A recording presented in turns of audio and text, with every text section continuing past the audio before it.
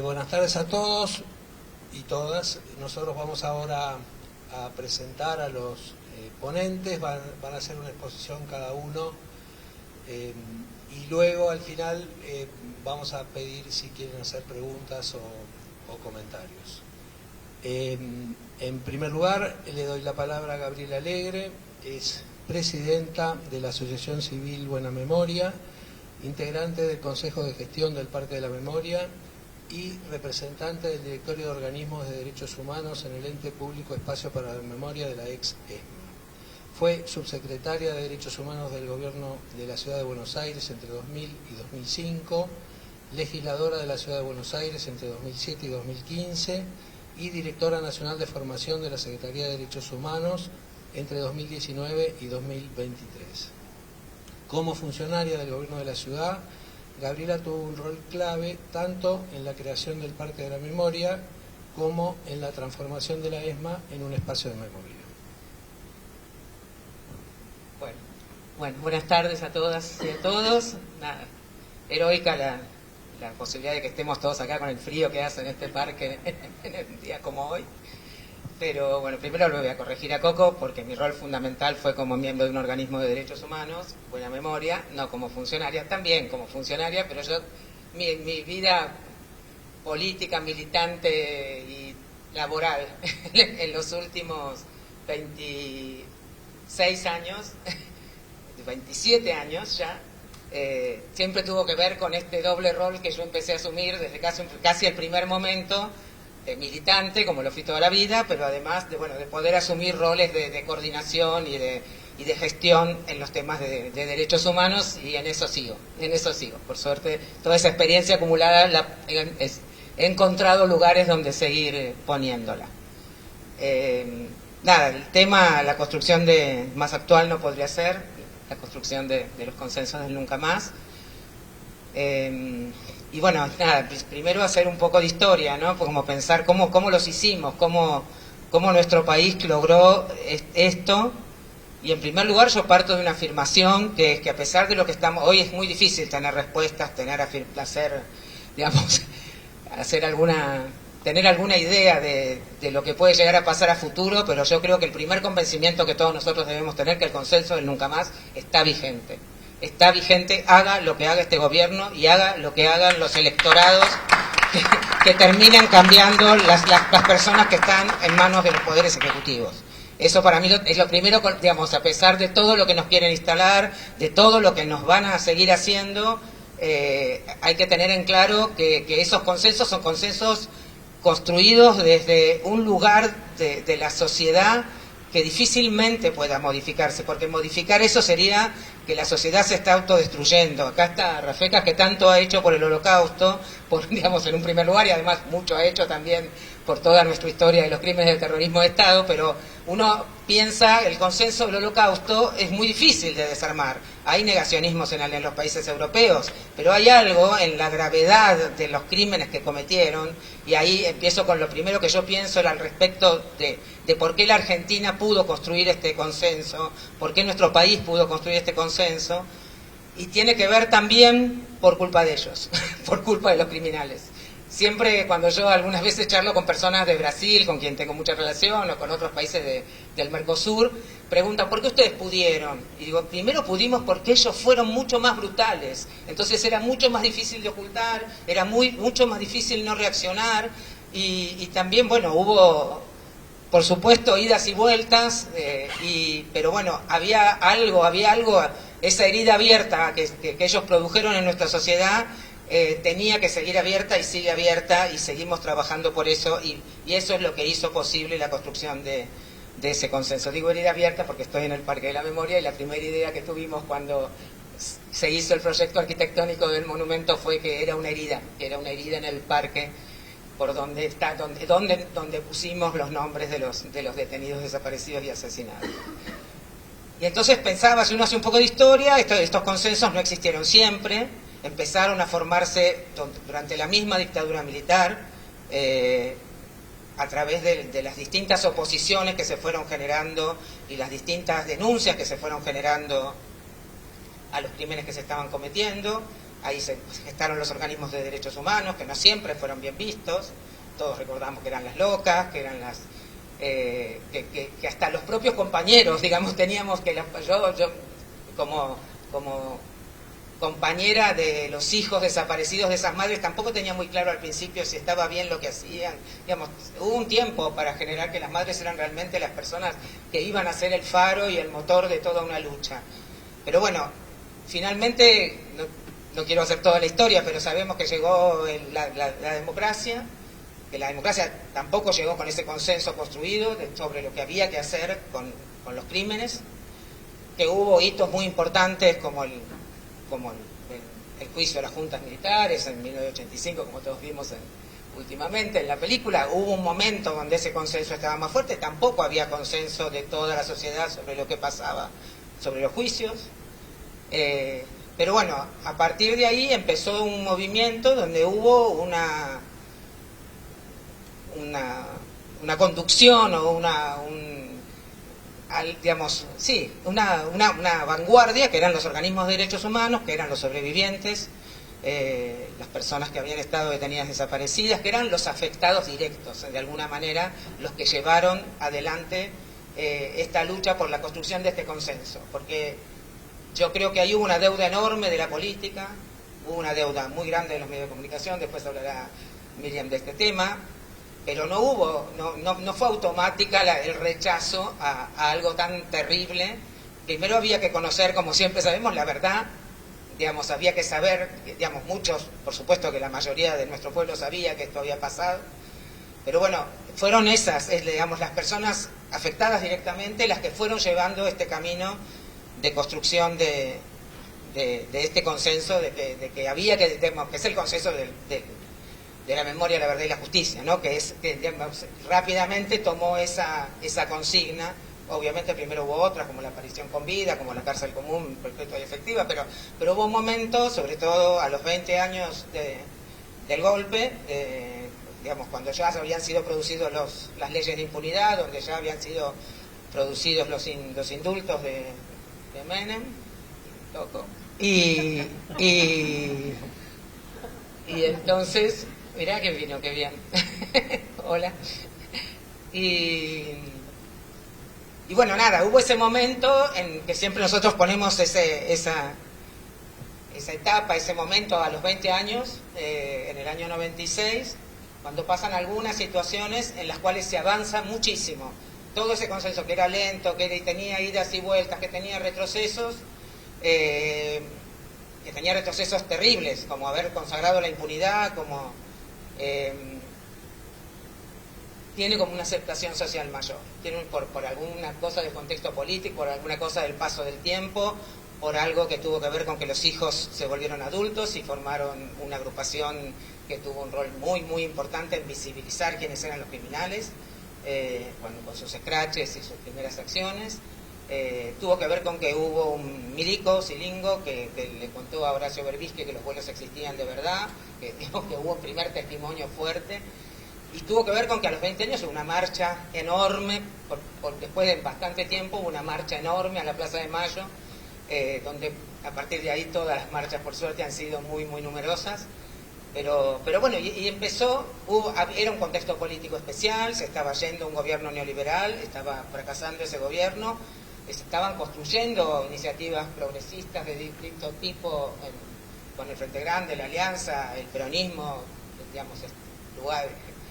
había quienes querían salir de ese momento, la renovación, bueno, distintos procesos políticos, y los organismos que seguían diciendo, y los sobrevivientes que seguían diciendo, esta historia todavía, a esta historia le debemos mucho. Y yo creo que todos estos proyectos, que son la construcción de la memoria territorial, digamos, la construcción de la memoria en ladrillo, la construcción de la memoria permanente, digamos, estos proyectos que tienen que ver tanto con lo cultural, como el Parque de la Memoria, la recuperación de los sitios, de los espacios de memoria, de lo que fueron los centros clandestinos, tiene que ver con ese momento, y tiene que ver con que por primera vez había algo que los estados, que los legisladores, que que la política partidaria que tanto le debía a los detenidos desaparecidos, porque tan mal había actuado durante esos años de democracia, empezó a encontrar algunos caminos para hacer algo. Entonces, cuando algunos preguntan, pero ¿cómo hicieron? ¿Cómo lograron que la ciudad de Buenos Aires tuviera una votación en el año 1998, en junio de 1998, se votara hacer un parque de la memoria, donde estuvieran un monumento a las víctimas del terrorismo de Estado, donde estuvieran los nombres de todos los detenidos desaparecidos y asesinados? ¿Cómo lograron ese consenso en una legislatura de la Ciudad de Buenos Aires que tenía gente de nueva dirigencia, que tenía gente del peronismo menemista, que tenía gente del Frente Grande, tenía gente de las radicales, tenía gente muy variada, gente con mucho nivel político, distinto del que tenemos por ahí en algún momento, porque había personajes como Zaffaroni, como Marto Gianarte, como Alicia Pierini, como de los distintos sectores, y todos ellos a favor de que hiciéramos lo que hicimos. Todos, ninguno, muy pocos tuvieron la cara de poder decir no apoyamos. Y yo en algún momento, y es algo que hemos reflexionado también, era la deuda que la política tenía con lo que no habían hecho con sus compañeros, porque los políticos en ese momento tenían la edad de las personas que habían sido secuestradas, torturadas, desaparecidas y asesinadas, y no habían sido capaces de construir nada que tuviera que ver con la justicia, que tuviera que ver. Y para mí ese es el primer paso, porque esos proyectos que tienen que ver con lo cultural, que tienen que ver con los espacios, con los homenajes sobre todo en los territorios, tanto por la recuperación de los ex centros clandestinos, como también por estos homenajes, por las placas, por las baldosas, por el parque, por los homenajes, por una ley que hubo en la ciudad, que cada escuela de la ciudad tenía que tener, no la cumple nadie, pero que cada escuela de la ciudad tiene que tener una placa por ley donde estén recordados sus detenidos desaparecidos y asesinados. Para mí todo eso fue lo que generó el consenso que después pudo tomar Néstor Kirchner, que la ve cuando asume la presidencia, y que fue de construir entonces el fin de la impunidad, con la aprobación, la nulidad, alguien lo tenía que hacer, alguien tenía que darle la orden al Congreso de la Nación, porque así funciona la política, porque los partidos políticos tienen jefes y conductores que tienen que poder acordar cuáles son las leyes que se van a aprobar, y así algo que se venía gestando, por supuesto, que hubo proyectos anteriores al que finalmente es aprobado, como el de Patricia Walsh y distintas otras, pero bueno, finalmente se puede consagrar el fin de la impunidad y empezar con los juicios. Pero bueno, ¿cómo construir ese consenso? Yo creo que lo primero para construir ese consenso es tener un objetivo claro, para mí, yo no creo en eso, acordemos 5 o 6 puntos, me parece que hay algo que todos tenemos que saber que hay que hacer, y en este caso era la memoria, la verdad y la justicia, era decir, acá en este país pasó algo que es verdad, en este país hay que juzgar esos crímenes, y en este país debemos hacer memoria para que no vuelva a pasar. Esos crímenes eran lo que había que denunciar, eso era lo que había que... Y era eso, no hacía falta ponernos de acuerdo en muchas otras cosas para construir eso. Y bueno, y así fue posible. No quiero extenderme mucho más porque yo podría hablarles 3 horas más y me pongo a contar la historia. Pero bueno, después de eso, o casi al mismo tiempo que la construcción del parque, vinieron la recuperación de los centros clandestinos y vino el acto simbólicamente tan importante de recuperación de la ESMA el 24 de marzo del 2004.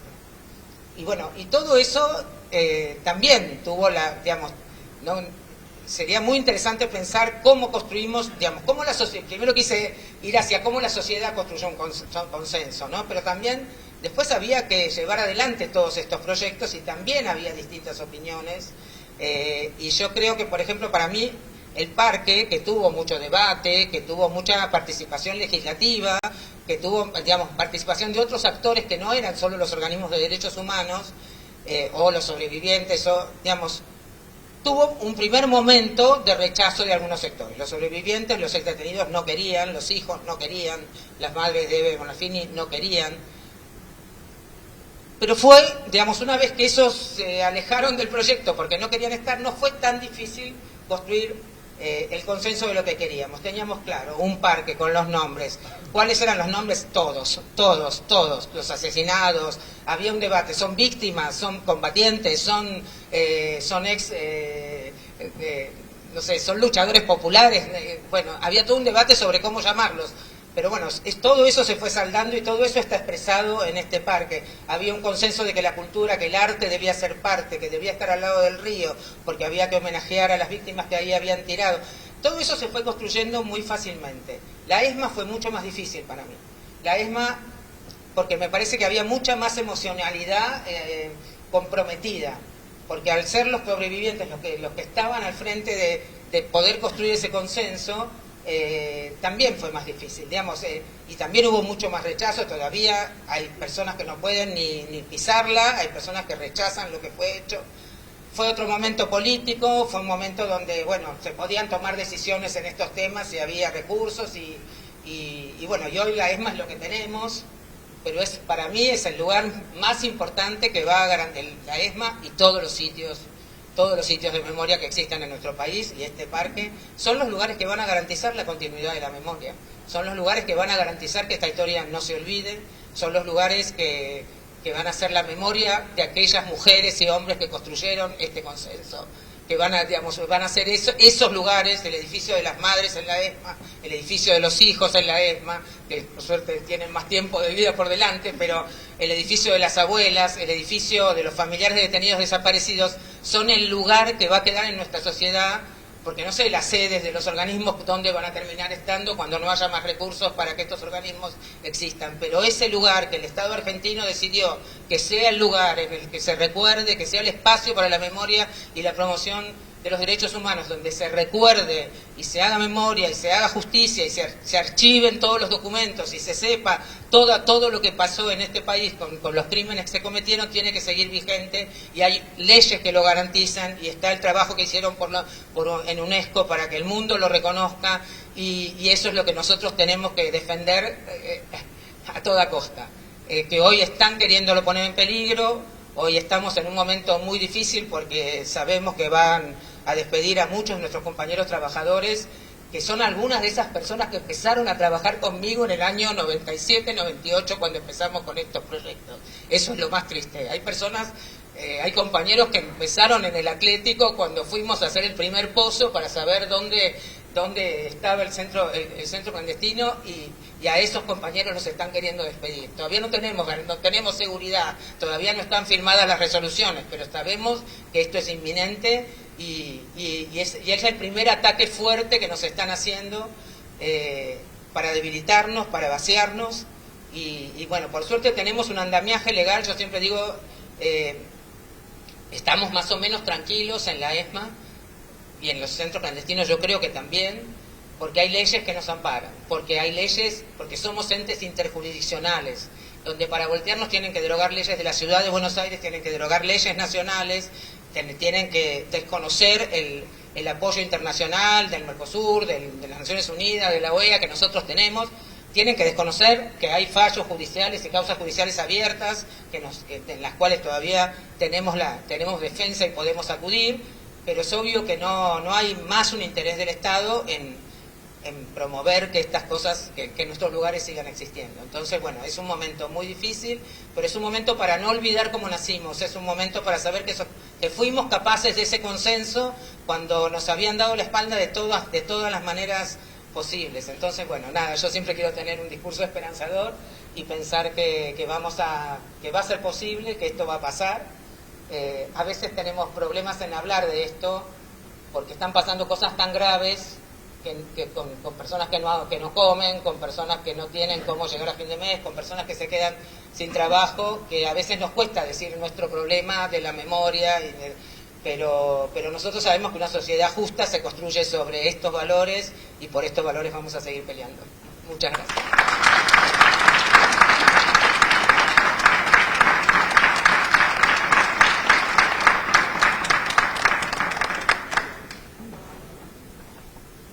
Gracias, Gabriela. Vamos a dar la palabra ahora a Miriam Lewin, es periodista de investigación y sobreviviente de 2 centros clandestinos de detención, Virrey Ceballos, de inteligencia de la Fuerza Aérea, y la ESMA. Fue testigo y querellante en juicios por crímenes de lesa humanidad, entre ellos en el juicio a las juntas militares en 1985. Trabajó en radio y televisión, y sus investigaciones tuvieron repercusión nacional e internacional y consecuencias judiciales. Entre estas, varias sobre abuso sexual eclesiástico, corrupción y la localización de los aviones de la Prefectura Naval que participaron en los vuelos de la muerte y la identificación de sus pilotos. Es coautora con Olga Warnat de Putas y Guerrilleras sobre la violencia sexual en los centros clandestinos y de Ese infierno, conversaciones de 5 mujeres sobrevivientes de la ESMA.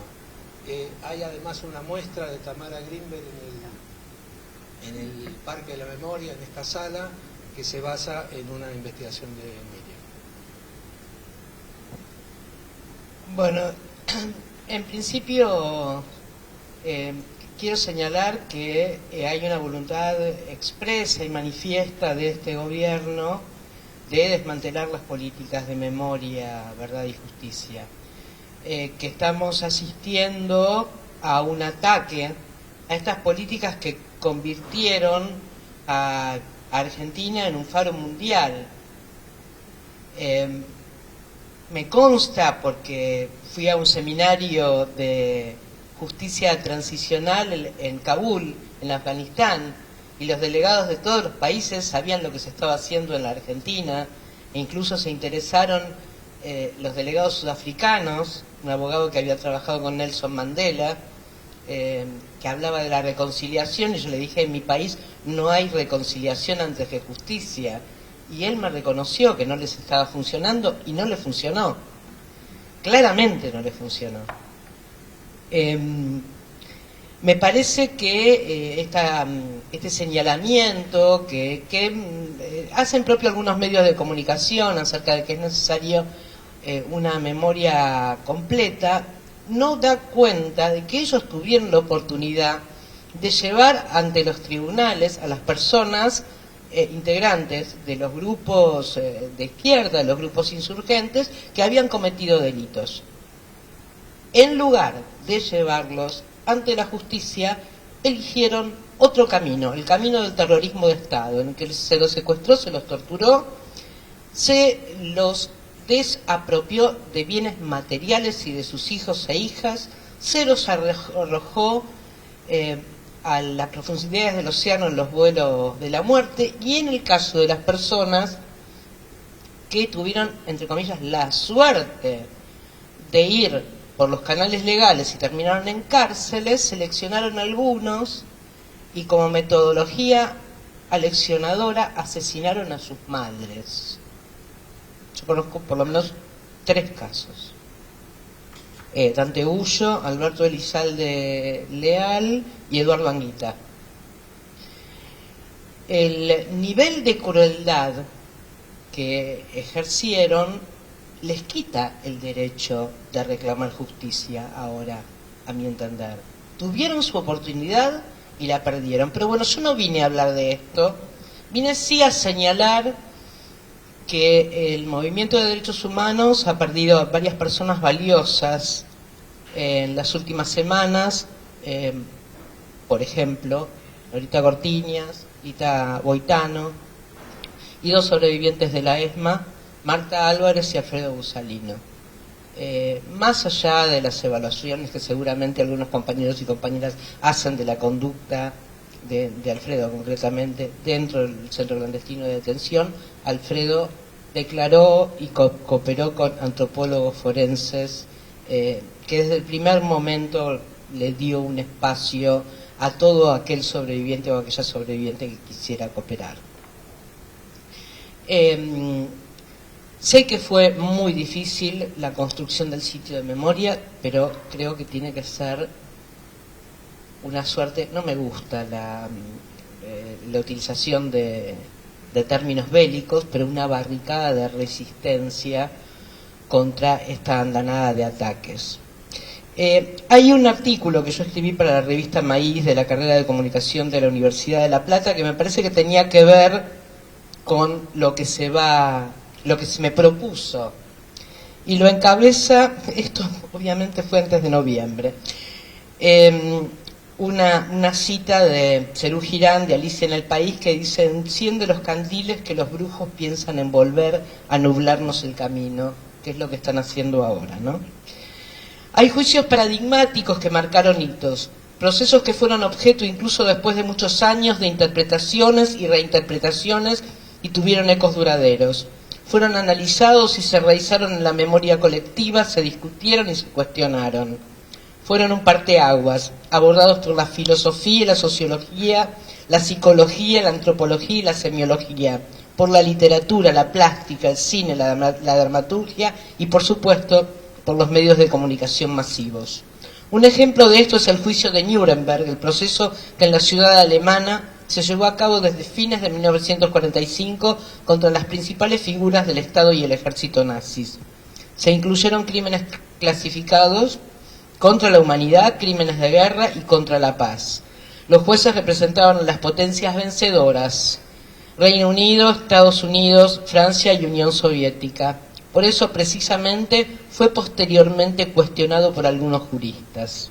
Hubo 24 acusados, entre los que estaban Rudolf Hess, Hermann Göring y Joachim von Ribbentrop. Las sentencias variaron de la condena a muerte y la prisión a la absolución. Pero poca gente sabe que el juicio más célebre no fue únicamente uno.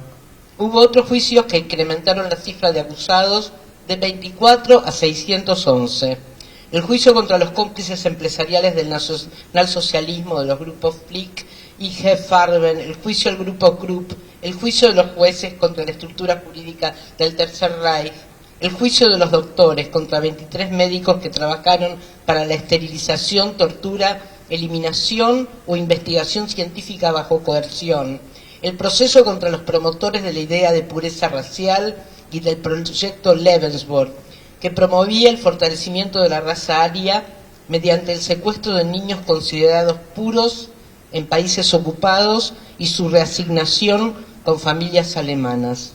En total, en Nuremberg se llevó a cabo una docena de juicios. Y sin embargo, a pesar del interés que sus sesiones podían concitar, del dramatismo de los testimonios, su repercusión no alcanzó de manera alguna la del juicio inicial. Desde muchos medios de comunicación no se consideró relevante su cobertura como para ocupar... sí, dale, a ver, sí. Su cobertura como para ocupar sostenidamente una primera plana o un espacio audiovisual importante. ¿Significó eso que el genocidio nazi hubiera sido cuestionado? ¿Era esa indiferencia premeditada? En mayor o menor medida, la ideología nazi, indudablemente entonces en retirada, todavía anidaba sin embargo en muchos medios europeos, que habían mostrado simpatía abierta o tibieza cómplice con el Tercer Reich. Hay cierto sentido de noticiabilidad que rechaza y excluye la repetición de temáticas análogas. Cuando algo se reedita, deja de sorprender, de llamar la atención. Hay un efecto de saturación, de anestesia de las audiencias. Pero ese efecto no es perenne ni irreversible.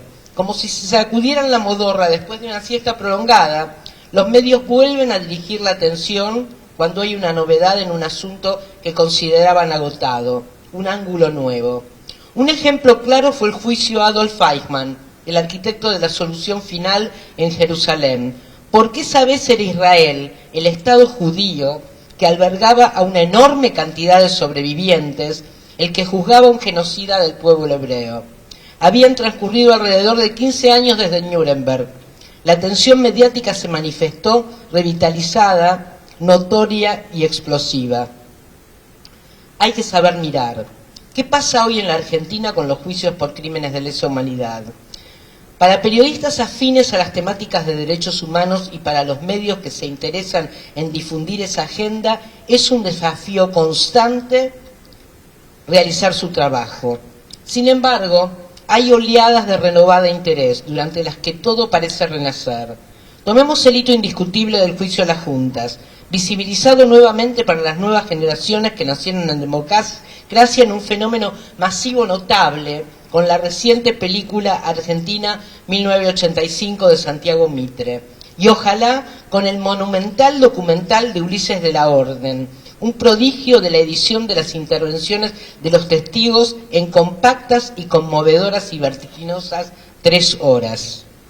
La relevancia del juicio en el que por primera vez se juzgó a 9 comandantes de las Fuerzas Armadas responsables de la ruptura del orden institucional y de delitos de lesa humanidad, y la atención mediática de que fue objeto, no pueden compararse con ninguno de los procesos judiciales posteriores.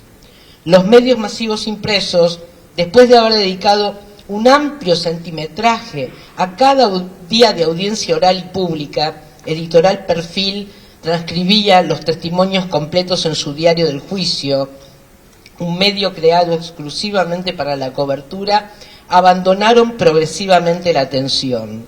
Para la televisión, las restricciones de cobertura, el impedimento de ingresar con equipamiento propio a la sala, constituyeron un factor de desaliento. La única cámara autorizada que distribuía imágenes no tomaba el rostro de quienes testimoniaban, salvo cuando ingresaban a la sala. Aún así, había ruedas de prensa de quienes tuvieron disposición a hablar con la prensa, con el periodismo al final de cada jornada.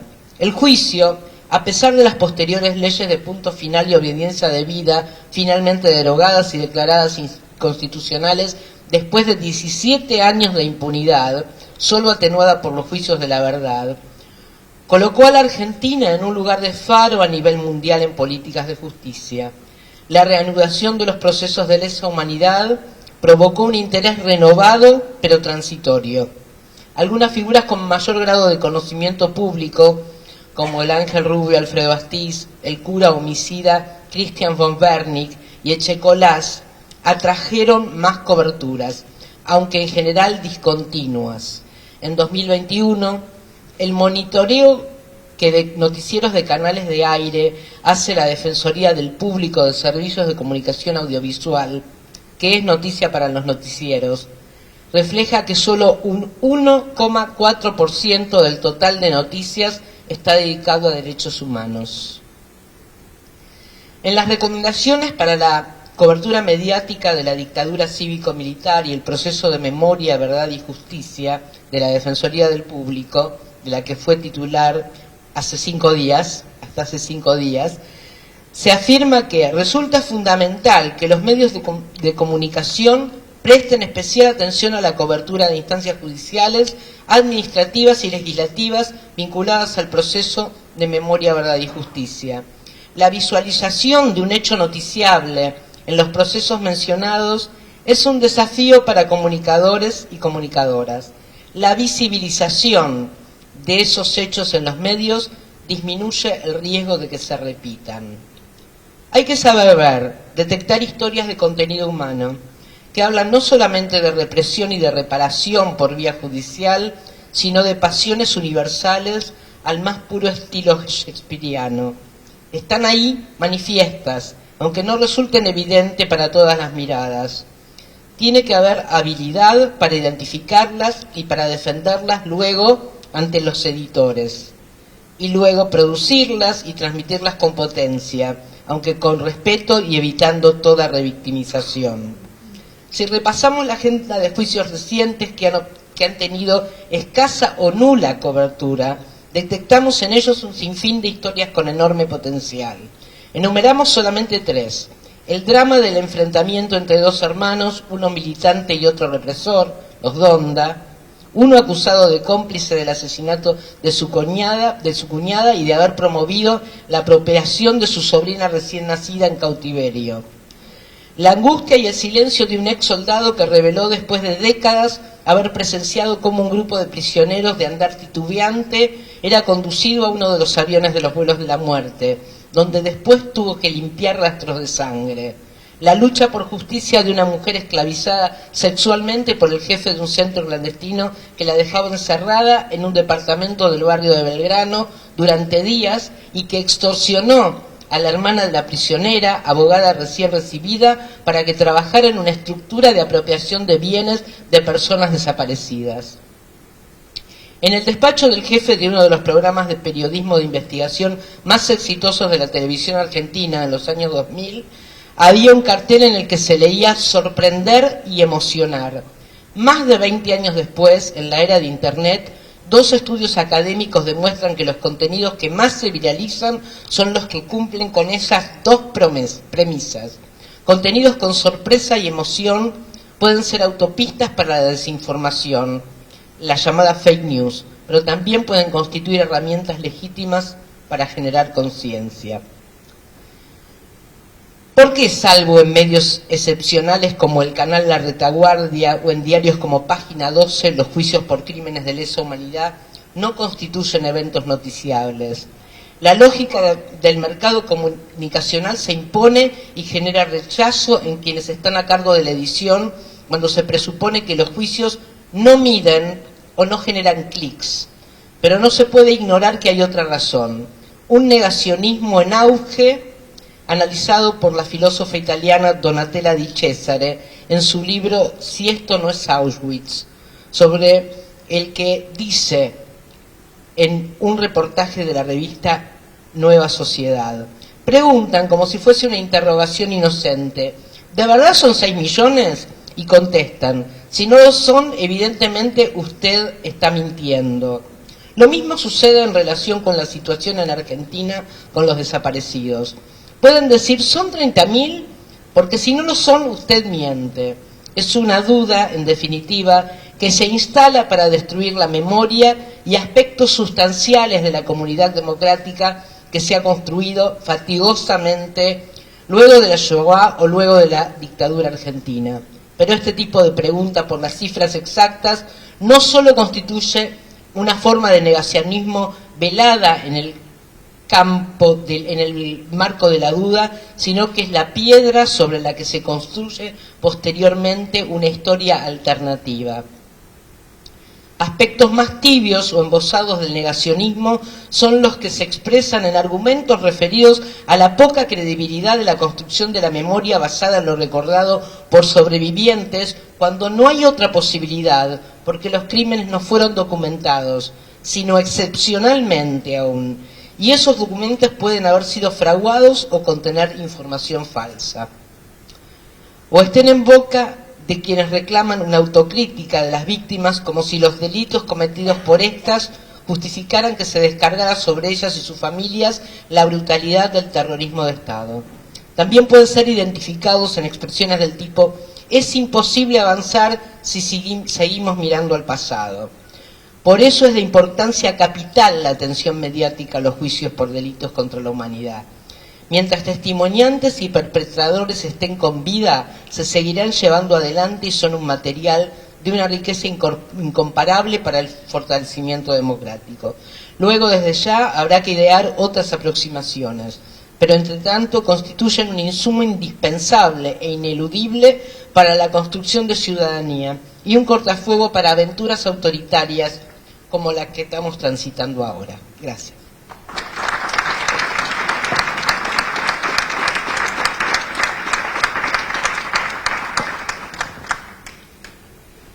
Gracias, Miriam. Vamos a dar la palabra a Daniel Rafecas, es juez federal.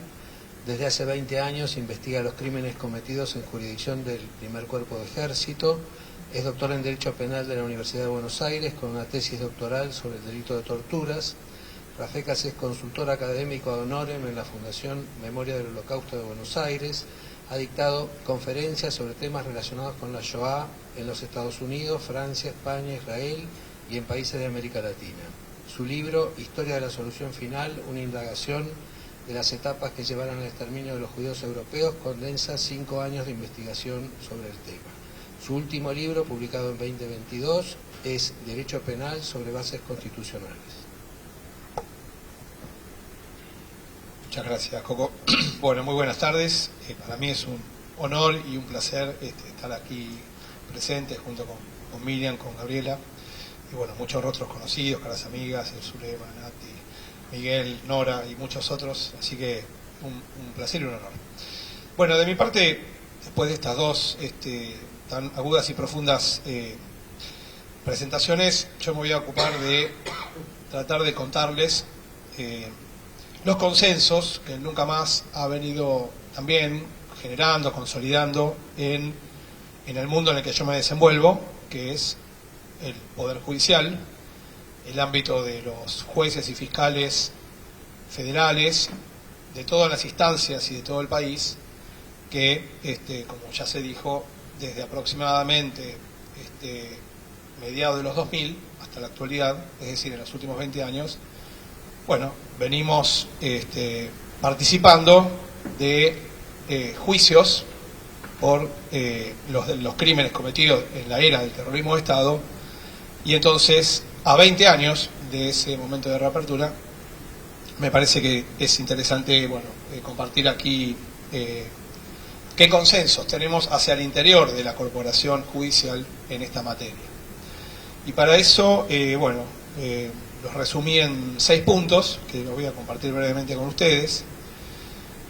El primero, y como punto de partida, está claro, y antes de empezar quisiera aclarar que a lo que me voy a referir es, ¿cuál es el universo del cual yo me voy a referir y del cual pertenezco desde hace 20 años?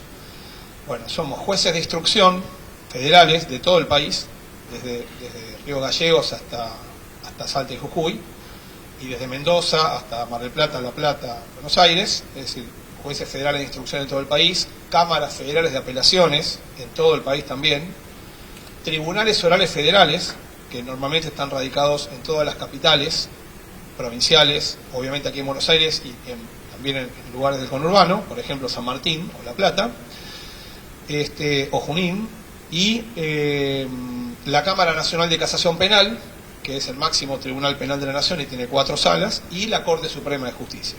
A esto y además cada uno de estos tribunales con sus fiscales, los fiscales de primera instancia, los fiscales generales, los fiscales de casación y el procurador general a nivel de la Corte. Todo este universo es al que yo voy a intentar representar aquí en términos de consensos logrados en estos 20 años. El primero está claro, y no es un tema menor, desde una perspectiva así comparada con la región, por ejemplo, o incluso con Occidente, y es el hecho de que hay un enorme consenso, sin fisuras, de que los crímenes cometidos durante el terrorismo de Estado son crímenes de lesa humanidad. Y esto que nosotros lo vemos como algo ya ganado, conquistado, no es menor. No hay un solo juez, ni un solo tribunal, ni un solo fiscal que cuestione que los crímenes cometidos en el área del terrorismo de Estado son crímenes de lesa humanidad. Es decir, que son imprescriptibles e inamnistiables, ¿no? Y que, por mandato de la comunidad internacional, si son crímenes de lesa humanidad, los fiscales y los jueces tenemos la obligación de remover todos los obstáculos materiales y jurídicos para proveer a las víctimas verdad, justicia, reparación. Esto lo dijo la Corte Interamericana en el fallo Barrios Altos en 2001 y nuestra Corte Suprema en el año 2005 en el fallo Simón, ¿no? El caso Poblete en la SIC, que había comenzado en 2001 y bueno, llegó a la Corte en 2005. Lo que también está claro en este sentido, y agrego 2 cuestiones más, es la siguiente cuestión que quisiera puntualizar es con relación a la figura del genocidio. La figura del genocidio, en cambio, no ha tenido aceptación, ni ha sido, el Poder Judicial no ha declarado el caso argentino como enmarcado en el concepto de genocidio. Por una cuestión jurídica y por una cuestión simbólica. La cuestión jurídica, a mi juicio ineludible, es que afirmar la definición de genocidio en sentido jurídico atenta contra lo que en el derecho decimos el principio de legalidad. ¿Por qué? Porque nosotros no tenemos un delito de genocidio en la Argentina, podríamos haberlo tenido, pero no lo tenemos, hasta el día de hoy no está tipificado en el Código Penal argentino, la figura de genocidio, y entonces lo único que tenemos para servirnos es las convenciones internacionales, la Convención de Naciones Unidas de 1948 y el Estatuto de Roma que crea la Corte Penal Internacional en 1998. Estas 2 convenciones, que son letra constitucional para nosotros, dicen claramente que los únicos móviles que pueden configurar genocidio en la persecución es por odio racial, étnico, de grupo nacional o religioso. Y quedó marginado los grupos políticos. Esto lo ha dicho ya los máximos tribunales penales del país y Pero al mismo tiempo yo creo que esto es correcto porque en estas cuestiones nos jugamos el prestigio. nacional e internacional de los procesos. ¿Sí? Toda la comunidad internacional está observando a ver cómo se pronuncian los tribunales respecto de estos casos. Esto igual no quiere decir que en el ámbito mediático, político, fuera sociológico, filosófico, hablemos de genocidas, de los genocidios. Esto no tiene nada que ver. Esto se limita estrictamente a que no podemos mencionar en las sentencias judiciales la definición de genocidio para estos casos.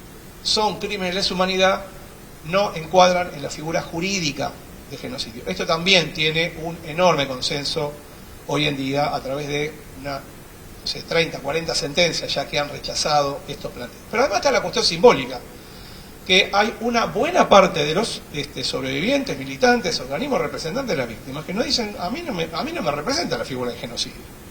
Porque la figura de genocidio pone en segundo lugar o subordina la cuestión de la militancia. Y nosotros queremos defender la militancia. El genocidio es hacer desaparecer a un pueblo de raíz, a sus hombres, mujeres, ancianos, niños recién nacidos. Y esto no nos representa, porque aquí hay una persecución por motivos políticos. Así que hay una buena parte de los sobrevivientes que no comparten también esta idea de definir como genocidio el caso argentino. Bueno, esto por otro lado. Y por último también llamarle la atención sobre, ustedes saben que está absolutamente probado, fuera de discusión, que el principal mecanismo de exterminio de víctimas, sobre todo que estaban en los centros clandestinos, sobre todo en la parte de la ribera, ¿no?, con el mar argentino, fueron los vuelos de amor. Esto no voy a decir ninguna novedad, esto está probado ya en muchas sentencias judiciales, incluyendo lo del primer cuerpo, la ESMA y muchas otras, y por lo tanto entra en consideración aquí la figura de la desaparición forzada de personas, ¿no? Es decir, el crimen que se comete a través de la metodología, por ejemplo, de los vuelos de la muerte, es el delito de desaparición forzada. No lo tenemos previsto en el Código Penal, no está tipificado. Recién se tipificó en 2011. Obviamente no lo podemos aplicar retroactivamente, ¿no? Bueno, esta cuestión de, entre comillas, caer en la tentación de aún así promover la calificación de desaparición forzada no ha tenido ninguna expresión en el Poder Judicial. Es otro síntoma de seriedad y de profesionalismo, cuanto, obviamente, qué bien nos hubiera venido que para ese entonces hubiera una figura de desaparición forzada, no la teníamos prevista, por suerte sí teníamos la figura de torturas, desde 1958, y entonces, bueno, la gran mayoría de las condenas lo son por secuestros, torturas, homicidios cuando se puede probar, ¿no?, los restos, ubicar los restos de alguna manera, etcétera. Más también los saqueos, los secuestros de niños, las violaciones, etcétera. Los secuestros, claro, la privación legal de la libertad. Sí, exactamente. Exactamente, privación legal de la libertad. Bien, ese es el punto 1. El punto 2, también quiero llamar la atención sobre el hecho de que prácticamente no hay casos en estos 20 años de cientos de procesos judiciales en la Argentina en donde se haya dado cabida de una u otra manera, por un subterfugio, de alguna manera, a los argumentos de las defensas, en estos casos, allí cuando promueven argumentos tales como mi cliente obró bajo una coacción absoluta, mi cliente obró en obediencia, en cumplimiento de órdenes superiores, no tenía otra alternativa. Cuando uno ve en el ámbito comparado, en el ámbito comparado hay muchas fisuras sobre esto. Hay muchos tribunales en el ámbito comparado, en Alemania, en Francia, en Austria, con relación a los crímenes nacionalsocialismos, donde esto, bueno, ahí empieza a haber fisuras, ¿no? Empiezan a admitirse algunos de estos argumentos. No es el caso de la Argentina. Hasta el día de hoy no hay un caso en donde un tribunal le haya hecho lugar, haya dispensado de pena, por ejemplo, a alguien porque no actuó entre la espada y la pared. No existe esto también. Y es decir, que sobre esto también hay un consenso entre fiscales y jueces de que estos argumentos no tienen ninguna cabida en relación a los dispositivos y a los mecanismos y las prácticas del terrorismo de Estado. Punto tercero. Desde el juicio de las juntas militares y a partir de la reanudación de los procesos y hasta el día de hoy, está fuera de discusión también, y hay un total consenso en que la dictadura promovió la represión ilegal a partir de un aparato, a partir de construir un aparato clandestino, secreto e ilegal de poder, en el cual concentró todas las Fuerzas Armadas, las fuerzas de seguridad, los servicios de inteligencia, los servicios penitenciarios, todo el aparato bélico y de seguridad del Estado, poniéndose el antifaz, ¿no? y en un aparato completamente clandestino y criminal, un poco lo que decía Miriam previamente, y desde ese aparato clandestino e ilegal, abiertamente criminal e ilegal, es desde donde se inyecta entonces la violencia masiva que estamos juzgando en los tribunales. Esta cuestión entonces es muy importante porque al dar por verificado, al dar por probado la existencia de un aparato de poder que comienza en la cúspide de las Fuerzas Armadas y termina en los centros clandestinos y en los grupos de tareas, esto nos facilitó la posibilidad a fiscales y después a jueces y tribunales orales de condenar no solo a los ejecutores directos, los miembros de las patotas, los interrogadores, los que trabajaban en los centros clandestinos, sino también a los mandos medios que formaban parte de ese aparato de poder, ¿no? Jefes de área, jefes de subzona, jefes de zona o jefes de cuerpo, Estado Mayor y todos los estados mayores de cada uno de estos ámbitos, mandos medios y mandos altos. Es a través de la comprobación del aparato de poder que la justicia argentina pudo condenar como autores mediatos de estos crímenes a los Echecolás, a los Camps, a los Riveros, a Grafiña, por ejemplo, de la Fuerza Aérea, y bueno, todos los de la EA, todos los de la Marina, en fin. Esto también goza de enorme consenso. Nadie ha puesto en duda en estos 20 años lo que ya se había firmado y se había dado por probado en el juicio de las justas. Punto cuarto. Si bien el Poder Judicial se tomó su tiempo y demoró más de la cuenta, y esto me incluyo yo también, demoramos algo así como 6 años, finalmente a partir del año 2010 hubo un cambio impactante en la dinámica de los juicios, cuando a partir de un fallo que se dio en Mar del Plata, el fallo Molina, del Tribunal Oral de Mar del Plata, con relación a crímenes cometidos en la base naval de Mar del Plata, y con respecto a un suboficial que había cometido una serie de abusos sexuales graves, a partir de ese fallo de 2010, el Poder Judicial argentino genera un cambio muy radical de la jurisprudencia y comienza a reconocer el particular sufrimiento de las mujeres víctimas del terrorismo de Estado, especialmente en los centros clandestinos, a partir de la calificación por separado de los delitos sexuales, especialmente las violaciones y otros abusos sexuales graves, que hasta ese momento incluíamos dentro de la figura de torturas. Y esto lo que generaba era una invisibilización del particular sufrimiento y los atentados, digamos, a la integridad sexual de las víctimas mujeres en los centros clandestinos. A partir del fallo Molina del 2010 se genera un impactante cambio de 180 grados en la jurisprudencia y hoy tenemos, más de 30 sentencias en todo el país que han reconocido y que condenan, además de torturas y secuestros, condenan por delitos sexuales allí cuando estén dadas las condiciones probatorias. Esto también hoy en día goza entonces de enorme consenso. Los juicios de lesa humanidad en la Argentina se realizan con perspectiva de género y visibilizando el particular sufrimiento de las mujeres cautivas. Punto 5. Voy a volver sobre algo que también mencionó Miriam. Y esto quizás es un poco más hipotético de mi parte, o si se quiere una expresión de deseos, pero es una intuición también, que es lo siguiente. Si hay un ámbito en el cual sabemos qué perfil tenían las víctimas del terrorismo de Estado, somos los fiscales y los jueces que venimos trabajando hace 20 años en estos casos.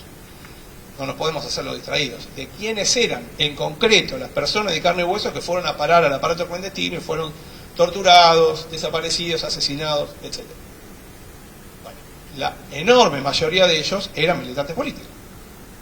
Es decir, peronismo de base, JUP, JTP, JP, UES, Montoneros, PRT, ERP, Juventud Guevarista, Organización Comunista Poder Obrero, Brigadas Rojas.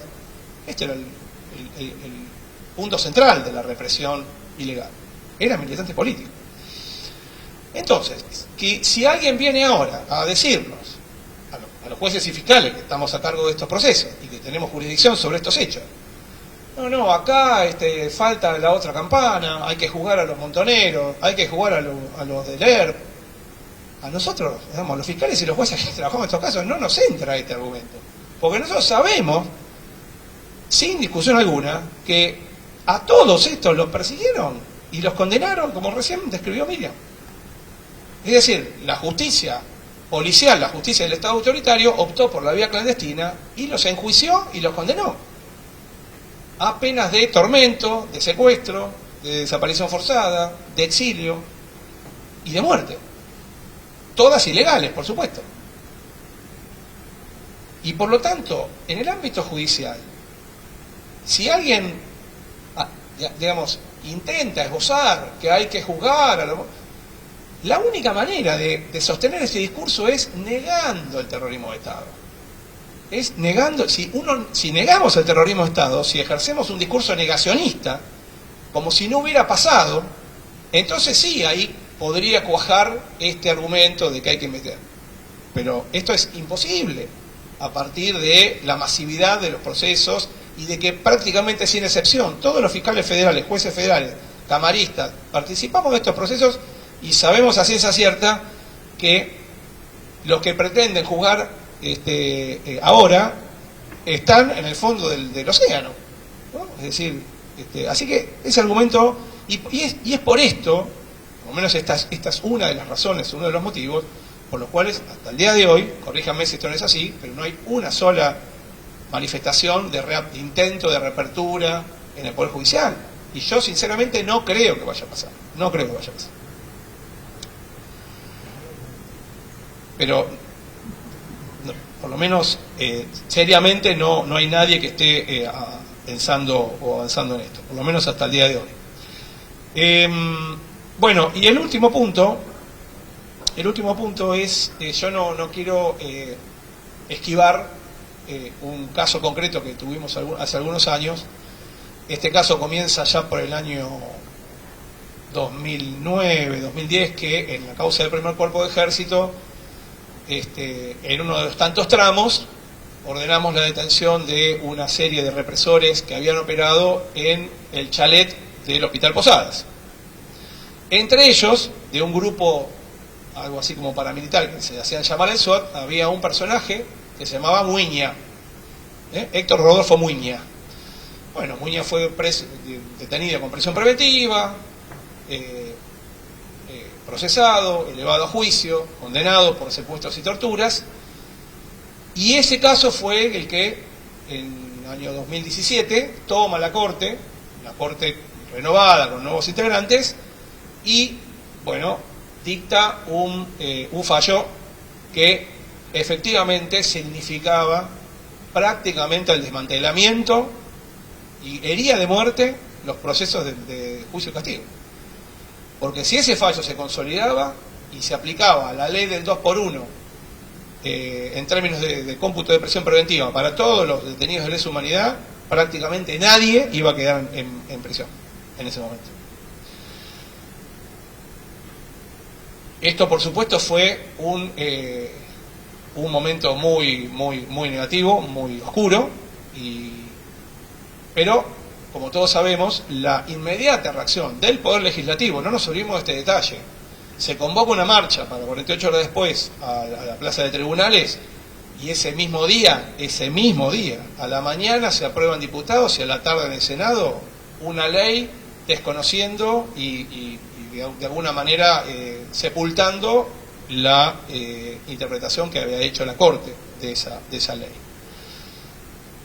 Y bueno, después lo que fue la marcha al 2x1, que fue, digamos, yo personalmente creo que es uno de los 3 hitos más importantes en toda la historia de los procesos de memoria, verdad y justicia, junto con el juicio de las juntas y el fallo Simón. Y el tercer hito a este nivel de importancia fue esa marcha del 2x1 que bueno, creo que todos y todas acá, creo que a todos, a todas nos sorprendió para bien la masividad, la federalización de esta marcha a mediados del 2017.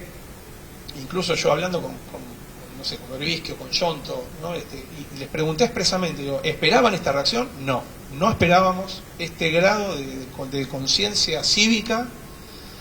Bueno, quiero traer a colación esto porque esa marcha generó un enorme impacto hacia adentro de la corporación judicial. Todo el mundo, desde el último juez de instrucción hasta los jueces de la Corte, leyeron en esa marcha que este tema está fuera de la coyuntura política, está fuera de las discusiones políticas y está totalmente consolidado y forma parte ya del ADN, ¿no?, de la sociedad argentina. Y fíjense que desde ese momento hasta ahora, hasta el día de hoy, los juicios siguen avanzando, por supuesto, con dificultades, con escollos, lentamente, pero siguen avanzando firme en todo el país. Se siguen celebrando audiencias, se siguen elevando juicios. En mi caso personal, yo sigo trabajando como hace 10 años, con el mismo ímpetu, el mismo personal, y sin que advierta de los tribunales superiores ninguna modificación. Es decir, los procesos de enjuiciamiento y castigo hacia dentro del Poder Judicial, por todas estas razones que estamos explicando y también contaron Gabriela y Miriam, siguen adelante y, bueno, pero sobre la base de todos estos consensos que yo hoy quise compartir con ustedes.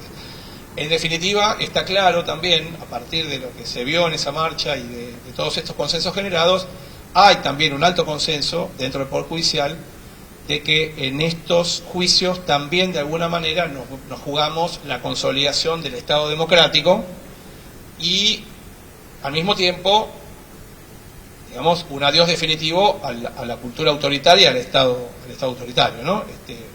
Así que estos temas, esta cuestión es muy muy importante en ese sentido y bueno, es algo que hay que defender, ¿no?, con todas las energías.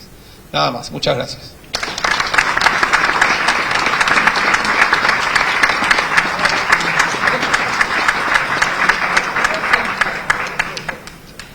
Bueno, muchas gracias a Daniel y a las expositoras y los invito ahora, si quieren hacer algún comentario, pregunta. Me decía Flor que seamos breves en esta etapa para no irnos de noche, porque si nos vamos de noche hace mucho frío y es difícil salir de aquí.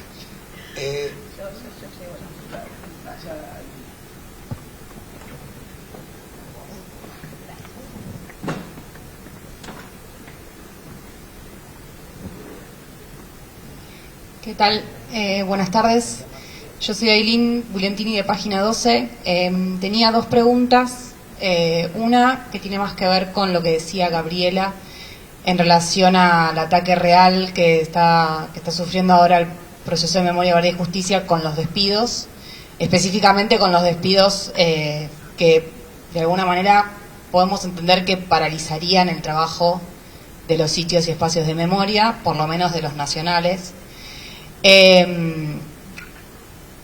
Son dos comentarios y después una pregunta que pueden responderse de la misma manera para un tema y otro. Y por otro lado, respecto del Poder Judicial, recién el doctor Rafecas decía, sí, por un lado que efectivamente el proceso de juicios no se interrumpió a lo largo de estos 20 años, pero también, digo, si no tendríamos que tener en cuenta el paso del tiempo, la urgencia en la que está el proceso en este momento, y sí por ahí un dato concreto, que es que este año han comenzado algunos pocos juicios, todos muy breves, muy pequeños, y si eso no significa una interrupción, por un lado, en los hechos concretos, o la no reacción de aportar celeridad al proceso en esta cuestión, digamos, en este momento de la historia, a 20 años. Digo, pero más allá, como una pregunta general, ¿cómo a partir de estos consensos, si bien estos consensos están consolidados, el consenso del nunca más, cómo responder a este nuevo momento político histórico que estamos viviendo, digamos, o cómo estar mejor preparados más que responder para no justamente correr por detrás de estos estos ataques, ¿no?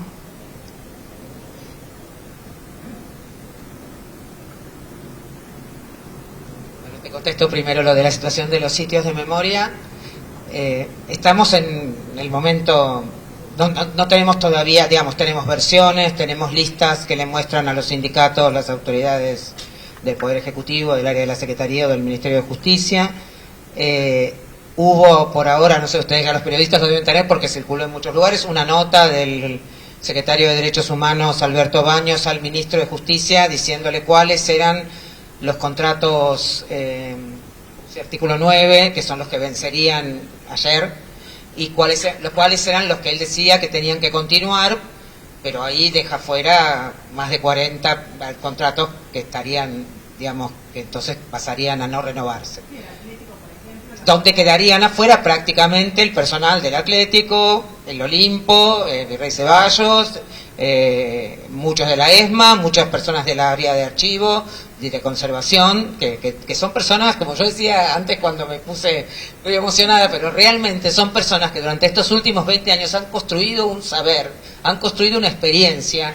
No es que, digamos, así como el CONRAFECA construyó un saber sobre cómo había que llevar adelante los juicios, estas trabajadoras y trabajadores son las personas que saben cómo difundir, cómo promover, cómo conservar, cómo investigar, todo lo que hay que hacer alrededor de un sitio de memoria. Son estas personas las que tienen ese conocimiento y, digamos, ellos van a decir que no están, que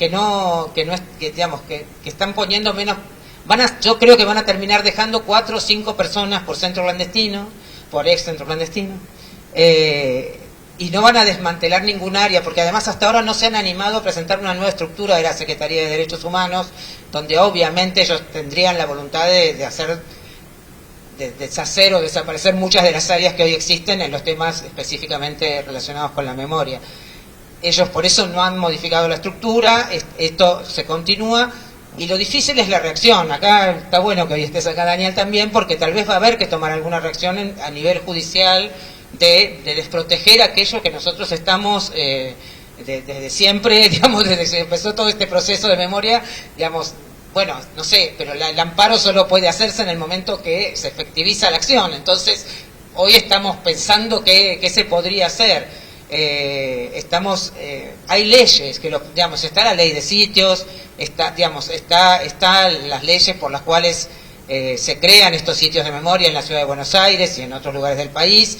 Está la ley por la cual la ciudad de Buenos Aires le pasa estos sitios a la nación.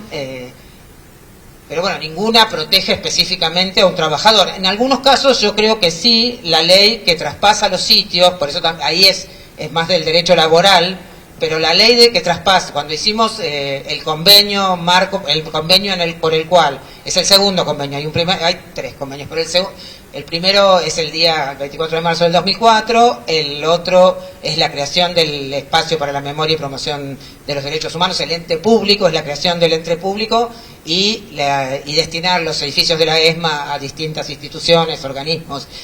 Y el tercer convenio es el convenio por el cual la ciudad de Buenos Aires cede en comodato los centros clandestinos de detención, ex centros de la ciudad de Buenos Aires y el casino de oficiales de la ESMA y los edificios que la ciudad en ese momento tenía en la ESMA.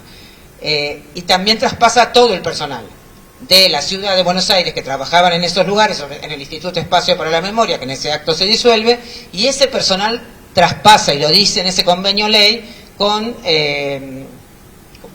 estabilidad laboral, que era el acuerdo entre las dos jurisdicciones, ciudad y nación, era que esos trabajadores pasaban con estabilidad laboral. Y fue todo un trabajo hasta que, bueno, todas esas personas se incorporaron como empleados de la Administración Pública Nacional en distintas modalidades de contratación, porque eran modalidades equivalentes a las que tenían. Algunos eran contratados monotributistas en ciudad, y esos son los que son artículo 9 hoy. Los otros han pasado a planta permanente, los que eran planta permanente y planta transitoria. Es un poco aburrido la burocracia, pero para que todos sepamos de qué estamos hablando. Y los que pasaron a transitoria se quedaron en transitoria. Pero los que eran contratos, que siempre fue una modalidad de contratación de los estados muy habitual, terminaron siendo esta modalidad de artículo 9, que no tiene estabilidad, que es un contrato que se va renovando. tiene más estabilidad que la que tenían en ciudad, porque ellos no presentan factura, no son monotributistas, pero tienen un contrato precario que cada vez que se termina, que digamos, podría no renovarse sin ninguna otra digamos, reparación hacia el trabajador. Estamos en este marco, estamos tratando de encontrar soluciones, obvio que se va a judicializar. Es terrible que se haya aprobado la ley que se aprobó el miércoles pasado, o el jueves pasado, porque esa ley tira por un montón de derechos laborales, el derecho hoy en algo que es habitual a quienes trabajamos en el Estado, que es el estado de protesta de los sindicatos, tocando el bombo. Hoy podría ser criminalizado, hoy o cuando esta ley esté vigente en pocos días, digamos, podría ser criminalizado porque se tipifica un delito que es el delito de interrumpir la tarea, la labor de los otros mediante una protesta, además de la pérdida de derechos en cuanto al derecho a la huelga y el derecho a reclamar por... Así que bueno, estamos en esa situación muy difícil, vamos a resistirnos, estamos viendo sobre la marcha con qué nos encontramos mañana, estamos muy preocupados en la ESMA. La ESMA está administrada por el ente público, es un ente interjurisdiccional donde estamos los organismos, que yo soy la representante acá con Natalia, que está acá Natalia Ruz. También está el Estado Nacional y está el Estado de la Ciudad de Buenos Aires. Siempre tuvimos un consenso de que en ese lugar no entraban armas. El secretario Baños por primera vez entró armas como para su custodia personal dentro de los edificios, que es cierto que los edificios de la Secretaría de Derechos Humanos, los edificios nacionales, son custodiados por la Policía Federal y esos policías están armados en todos los edificios, digamos. Pero había un consenso de que no se exhibían armas, de que no... Bueno, él lo violó absolutamente y esto ya pasó de que hubo personas armadas en actos de los sindicatos dentro. Estamos muy preocupados con lo que va a pasar el lunes. Algunos organismos estamos convocando a la mañana en la ESMA también para poder apoyar a los trabajadores. Hay un acto en la legislatura, una conferencia a la tarde. Bueno, estamos viendo cómo reaccionar, pero bueno, vamos a apelar a todo lo que podamos, evidentemente, a judicializar los temas y a defender, porque es cierto, estas personas son parte del patrimonio de estos excentros clandestinos, no son cualquier cosa. Estos trabajadores hacen al funcionamiento de estos lugares y por ahí vamos a intentar ir. Dele lo de los jueces. Sí, hola Eileen. A ver, vamos a ponerlo en perspectiva. En el año 2026 se van a cumplir 50 años del golpe. Es decir, nosotros estamos trabajando con relación a sucesos que ocurrieron, bueno, hace casi medio siglo. Esto trae inevitablemente algunas cuestiones aparejadas, que es que se nos mueren los testigos, las víctimas sobrevivientes, también los represores, o que los represores van perdiendo las condiciones mínimas cognitivas, digamos, para seguir un proceso, y esto en todo el mundo es un motivo por el cual hay que apartarlos de los juicios. Esto por un lado. Por el otro, está claro también que después de 20 años, en todo el país, el hecho de que los juicios orales actuales sean menos contundentes, tengan menos protagonistas, sean menos casos y tengan menos represores en el banquillo de los acusados, también es un proceso esperable desde el momento en que, bueno, reitero, en los últimos 20 años, todos aquellos represores que fueron identificados, señalados, llevados a juicio, ya pasaron por la sentencia, ya están condenados, ¿no? Tenemos algo así como 1.200 condenados. Y entonces los que van llegando ahora a juicio son o bien los que quedaron prófugos, que tenían orden de captura y fueron identificados, o los que fueron identificados tardíamente, en fin, por distintas circunstancias, son como los rezagados, ¿no? Y que no participaron como acusados en los juicios previos. Entonces, y esto es un fenómeno que pasa en todo el país. O sea, el batallón de Arsenal en Tucumán, la Perla en Córdoba, la D2 en Rosario, Circuito Vago y Orletti y Vesubio en Buenos Aires, la ESMA. Lógico, los primeros juicios eran multitudinarios. ¿Cuántos hubo en el primer juicio? En el juicio importante, de 80 acusados, ¿no? Una cosa, o 65 acusados, ¿no? Bueno, obviamente ahora en los siguientes tramos tienen estas características. Yo no creo que el hecho de que sean juicios de menor envergadura signifique que estamos aflojando el ritmo o bajando la intensidad. No veo esto. Yo en lo que tenemos que estar muy atentos, y trazo un paralelismo con lo que estaba contando Gabriela, tenemos que estar muy atentos a ver qué pasa con los contratos, con la cantidad de personal que tenemos asignado a estas tareas. Bueno, hasta hoy esto se mantiene incólume, es decir, no ha habido un desmantelamiento paralelo dentro del Poder Judicial con relación a los equipos de trabajo que tenemos en fiscalías, en juzgados, en tribunales orales. Y esto de algún modo garantiza la continuidad en la medida que podemos, para tratar de llegar a reconocer a todas las víctimas, llevar a juicio a todos los acusados, de todos los niveles, etc.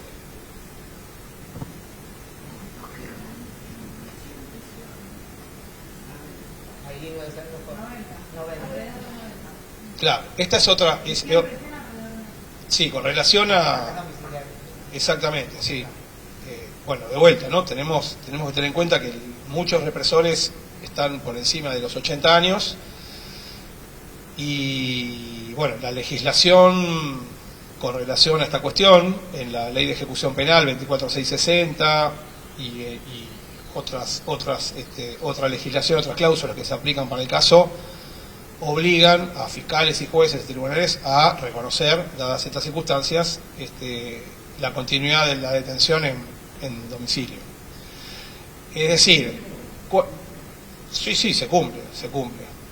De hecho, nosotros tenemos, y en general los represores son lo suficientemente astutos para no violarla, porque en el caso de que la violen, bueno, las consecuencias son graves. Pero en ese sentido, lo que quiero decir es que en general muchos jueces y fiscales, que obviamente también tenemos que atender a estos argumentos, el límite de la justicia del Estado democrático es allí cuando esa detención en una cárcel para una persona de determinada edad y de determinadas condiciones físicas o psicológicas se convierte en un trato cruel que puede generar responsabilidad internacional. Entonces, ese es el límite. No digo que se aplique este estándar en todos los tribunales del país, no lo sé, pero es un proceso también esperable que a medida que pasen los años y las décadas, los porcentajes de detenidos en cárceles bajen y los porcentajes de detenidos en situación domiciliaria aumenten. Eso también forma parte y de hecho nosotros estamos todo el tiempo viendo el ejemplo del caso de Alemania. Es decir, en Alemania en las últimas décadas, no sé si ustedes saben, pero siguen habiendo juicios hasta el día de hoy. Hubo un juicio en Hamburgo hace 2 años, en plena pandemia. Condenaron a un oficial de la CSS, bueno, a prisión domiciliaria, obviamente. Después tuvo el caso Grening, en un pueblo en el norte de Alemania también, 5 años de prisión domiciliaria. El tribunal tuvo que instalarse en el pueblo donde vivía el señor. Y el juicio se llevó adelante en el municipio, en la sede del municipio del pueblo, porque no podía trasladarse este hombre. Entonces la corte dijo, bueno, vamos nosotros al pueblo. Pero era un hombre de 95 años. Bueno, es algo entendible. Lo importante es que, en el caso de Alemania, hasta el día de hoy se sigue procurando verdad y justicia allí cuando encuentran un nazi o un criminal que esté en condiciones de enfrentar un juicio. Yo, no sé si peco de optimista, pero creo que en la justicia argentina tenemos ese mismo norte.